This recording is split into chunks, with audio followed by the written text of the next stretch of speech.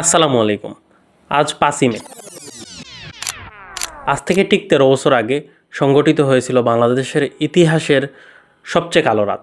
সেদিন সংগঠিত হয়েছিল হেফাজতে ইসলামের উপরে তখনকার রাষ্ট্রীয় মদদে গণহত্যা। সেই গণহত্যা কতটুকু নৃশংস ছিল, কিভাবে ছিল, সেই আলাপ আজকে আমার না। আজকে আমার আলাপের উদ্দেশ্যটা ভিন্ন। এত বড় একটা গণহত্যা হওয়ার পরেও বাংলাদেশের পলিটিক্যাল স্পেসে কেন সেই আলাপটা আসে না? কেন ৫ই মে গণহত্যা হওয়ার পরের দিনই ৬ই মে ঢাকা পুরোপুরি সচল হয়ে গেল? কিভাবে মানুষ গতকালকের হওয়া একটি গণহত্যা পরের দিনই ভুলে গেল?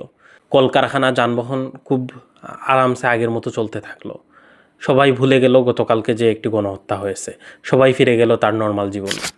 একটা ঘটনা শুধু ঘটে না, ওই ঘটনাকে আমরা কিভাবে দেখি, কিভাবে বলি, কিভাবে নেরেট করি, সেটা ঠিক করে দেয় মানুষ ওই পার্টিকুলার ঘটনাটাকে কিভাবে দেখবে। শাপলা চত্বরের ঘটনার ক্ষেত্রে এমনটাই হয়েছে।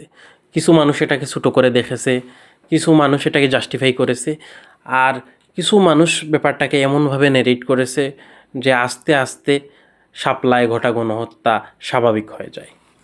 এখন একটা অস্বস্তিকর প্রশ্ন করি, বাংলাদেশে কি সব ভিকটিম একই রকম গুরুত্ব পায়, নাকি কিছু ঘটনা আমরা খুব গুরুত্ব দিই আর কিছু ঘটনা আমরা এড়িয়ে চলি? এপিস্টোমোলজিস্টরা মনে করেন এই পার্থক্যের পিছনে পরিচয় ভিত্তিক পক্ষপাত কাজ করে। মানে ভিকটিম যখন ধর্মপন্থী মুসলমান, তখন ঘটনাটা একইভাবে আলোচনায় আসে না।